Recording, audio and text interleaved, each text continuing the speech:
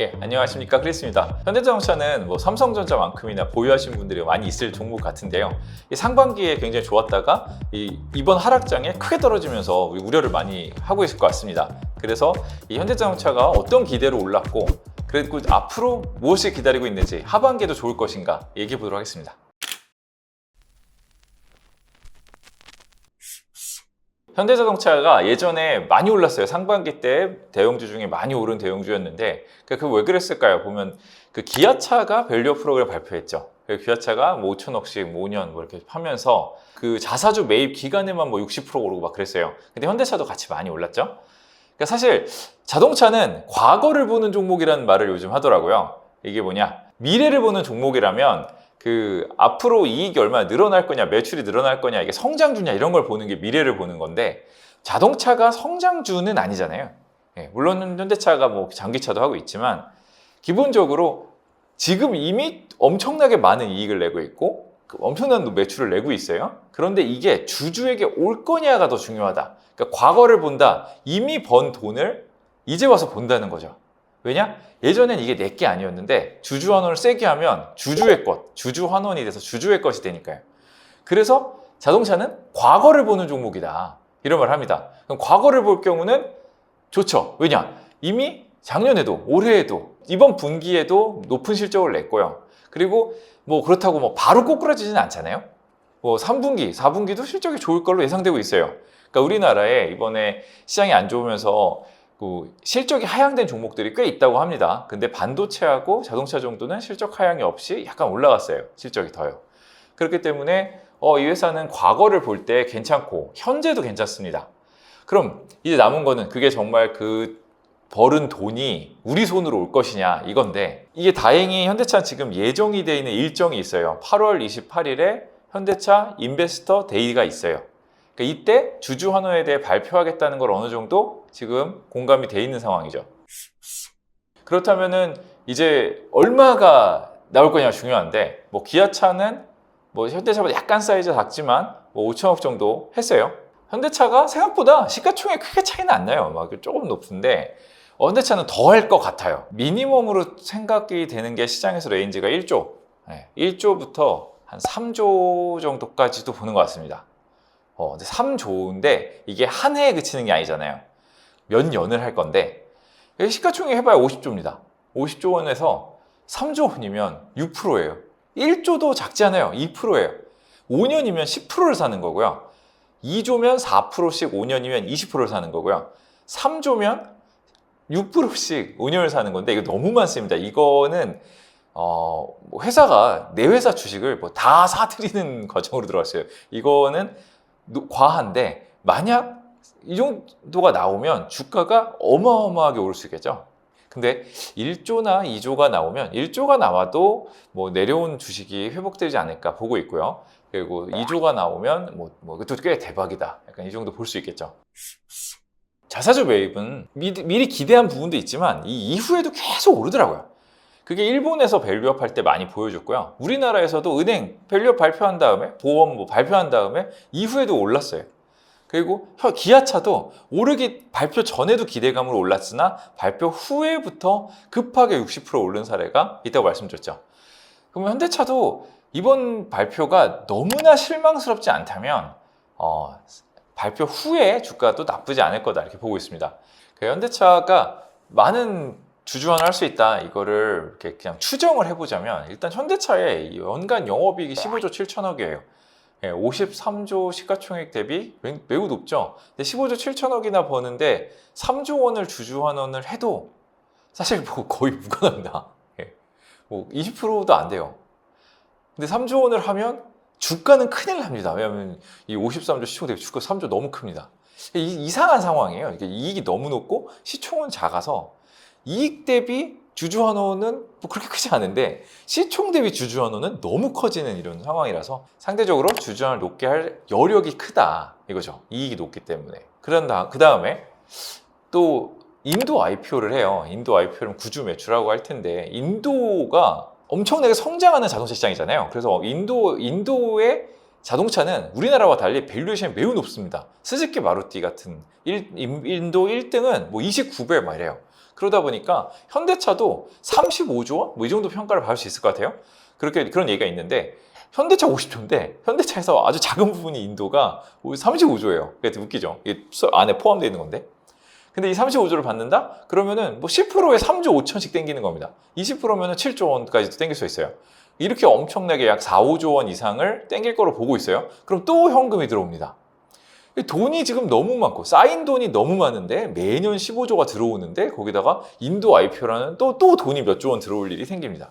그리고 돈이 너무 많다. 그러다 보니 주주환을 할 여력이 너무 크다. 약간 이게 첫 번째 포인트고요. 두 번째로 결국 현대차도 우리나라의 이제 굴제 대기업인데 이 밸류업 프로그램을 하고 있잖아요. 지금 밸류업의 프로그램에 가장 적극적인 곳은 은행이죠. 은행이처럼 매년 꾸준한 캐시플로우가 나와서 밸류업을 하기도 좋고 주가도 되게 저평가된 상태였고 정부 시책에 이제 동조할 가능성이 높은 회사인데 현대차도 마찬가지죠. 이번에 어차피 해야 되는데 정부 시책에 있을 때 밸류업을 해주면 좋잖아요. 이게 당연히 같이 정책과 저 기업이 같이 가야 되니까. 그렇기 때문에 이번에 많이 할 니즈도 있다. 그리고 세 번째로 현대차를 사실 좀 승계를 해야 되잖아요. 승계를 해야 되는데 현대차 지분을 많이 갖고 있거든요. 현대차 가치를 많이 올리면 좋습니다. 이거는 소액주주를 손해주는 게 아니고 소액주주도 주가 올라가고 대주주도 주가 올라가서 그러니까 이득을 보는 거기 때문에 현대차가 주가가 낮을 때보다 높을 때 이것을 뭐 어떤 수단으로 이용해서 지배구조 개선에 쓴다? 훨씬 더 큰 돈을 쓸 수 있는 건 좋잖아요. 근데 지금 타이밍이 밸류업도 해야 되고 돈도 많이 벌어요. 세 가지가 일치합니다. 그러면 지금 해볼만 하죠. 이때 굳이 시장의 기대보다 매우 낮은 주주환을 발표한다? 그럴 필요가 없을 것 같아요. 그래서 높은 주주환을 발표하지 않을까. 이게 가장 크다. 그렇다면 이제 현대차가 절대 저평가까지 내려갔었는데 지금도 절대 저평가 수준이죠. 그래서 이제 올라갈 계기를 줄 것 같다. 이렇게 보고 있습니다. 그 다음에 이제 두 번째로 그러니까 저희가 뭐 금리 인하를 시리즈로 계속 말씀드렸어요. 금리 인하 뭐가 좋을까? 뭐 국내 건설주, 뭐 미국의 부동산주 뭐 이런 것도 얘기 드렸고 바이오 기본적으로 좋고 미국의 바이오 ETF 뭐 이런 것 등등 여러 가지를 얘기를 드렸는데 여기서 또 하나가 자동차예요. 자동차야말로 내구 소비재잖아요. 한 번 살 때 비쌉니다.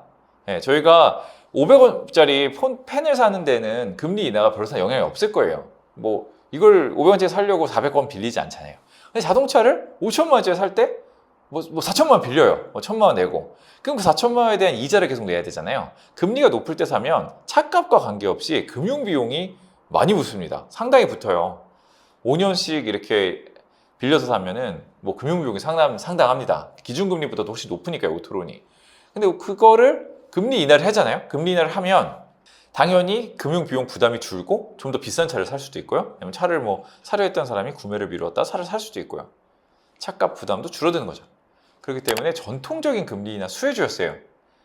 그런데 이번에 금리 인하가 결정된 다음에 미국 금리 시장이 폭락하면서 사실 떨어졌습니다. 그거는 금리 인하 때문에 떨어졌다기보다는 왜 금리 인하가 시작됐을까? 저번에 그 얘기 드렸잖아요. 왜 금리 인하가 중요한데 왜 금리 인하에서 첫 번째 이거를 그냥 단순히 인플레가 잡혀서 금리 인하 들어가는 게 아니라 경기 둔화가 상당히 돼서 금리 인하 들어간다고 보면 소매 판매가 중요한 자동차이기 때문에 금리 인하 때 많이 떨어진 거죠. 금리 인하 예상되면서. 그런데 이번에 또 소매 판매도 좋게 나왔잖아요. 소매 판매 1%나 예상보다 증가했고요. 근데 거기서 소매 판매가 제일 잘 나온 게 자동차 3.6%. 그렇기 때문에 소매 판매 우려도 좀 줄었어요. 7월 데이터 별로 좀 안 좋은데 8월 데이터가 생각보다 괜찮나? 뭐 이렇게 생각될 수 있죠. 그래서 그런 과정이면은 이번에 이제 금리 인하가 되고 나서 이후에 자동차 소매가 더 활성화될 거다 보면은 이거는 금리 인하의 수혜주가 될 수 있는 거죠. 그래서 뭐 건설이나 부동산처럼 마찬가지 비슷해요. 건설이나 부동산도 다 돈을 빌려다 하는 거잖아요. 바이오도 돈을 빌려다가 투자해가지고 나중에 효과가 나오는 거잖아요. 자동차 돈을 빌려다가 먼저 사는 거잖아요. 그런 업종들이 금리 인하 때 좋아요.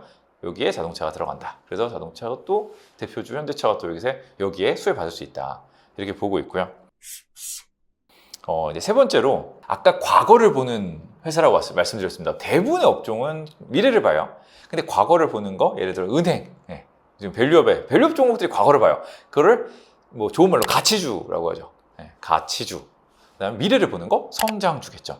세 글자씩 돼 있는데 과거를 보는 가치주에서는 과거의 실적도 중요한데 거기에 앞으로까지 성장성까지 있으면 금상첨화죠. 뭐 가프라고도 하는데 그로스를 하는데 리즈너블 프라이스, 합리적인 가격에서 그로스를 한다. 가치주기도 한데 성장도 한다. 이거는 사실 굉장히 좋은 주식입니다. 옛날 애플이죠. 애플 뭐 비싸지 않은데 계속 그로스 했어요. 근데 지금 비싸졌지만 어쨌든 그런 구간이 있었어요. 그때 애플 뭐 10배 올랐겠죠.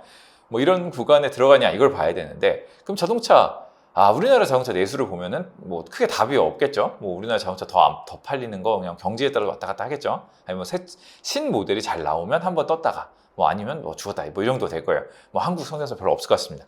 그런데 자동차가 성장성 있는 곳이 있어요. 옛날엔 중국이었겠죠. 지금은 이제 중국은 중국 차들을 쓸 거고, 뭐 성장성도 옛날보다 낮았을 거고. 인도는 아직도 15억 인구에 자동차 없는 사람 많잖아요. 그래서 아까 말씀드린 인도는 밸류에이션 높게 받는다는 게 인도가 성장성이 높기 때문이죠. 그런데 현대차 인도에서 어떻게 하고 있냐? 2등이에요. 아까 마루티 굉장히 높은 점유율 40% 이렇게 점유를 한다면 현대차가 14% 15%나 해요. 기아차도 한 6% 해요. 합치면 20%가 넘어서 꽤 인도에서 의미 있는 플레이어입니다. 그렇다면 이 현대차 내에서 인도 부문은 꽤 크게 성장을 하는 거예요. 그리고 또 미국에서도 지금 점유율이 높잖아요. 그렇게 보면 미국에서도 성장성이 있어요. 여전히 미국 점유율이 올라가고 있고, 미국 시장은 뭐 계속해서 자동차 시장이 좋으니까요. 워낙 크고, 그리고 상당히 고가차가 팔리고, 그럼 미국에서 잘하고 있다? 이것도 성장성에 도움이 되겠죠. 그리고 미국에서 뭐 어쨌든 앞으로 지금은 좀 전기차 잘 안 팔리고 있지만 전기차 점유율이 높으면 나중에 전기차가 다시 또 뭐 금리 내리고 나중에 좋아졌을 때 또 기대감이 있을 수 있는데, 미국 전기차도 뭐 2등도 하고 뭐 테슬라가 압도적이지만 그 다음 주자로서는 꽤 괜찮게 또 하고 있잖아요. 그래서 이 현대차가 생각보다 성장성의 측면에서도 이 지역 분배가 좋고 괜찮다, 또 이렇게 생각하고 있습니다. 저희가 상반기에 좋은 종목과 하반기에 좋은 종목이 좀 다를 거라고 말씀을 계속 드리고 있어요. 그래서 예를 들어 뭐 건설주 같은 거는 뭐 상반기는 안 좋았잖아요. 하반기는 좀 약간 좋은 흐름 가고 있고, 근데 상반기에 좋았는데 하반기에도 한 번이 더 있을 것 같은 건 자동차입니다. 뭐 현대차도 마찬가지 밸류업과 함께 상반기에는 숫자가 좋아하는 걸로, 그리고 밸류업을 같이 갔다면 하반기에는 진짜 밸류업 가시화로 다시 기회가 있다. 하반기에도 좋은 종목이 되지 않을까 해서 말씀드렸습니다. 저희가 계속해서 좋은 종목, 좋은 업종 다뤄보도록 하겠습니다. 감사합니다.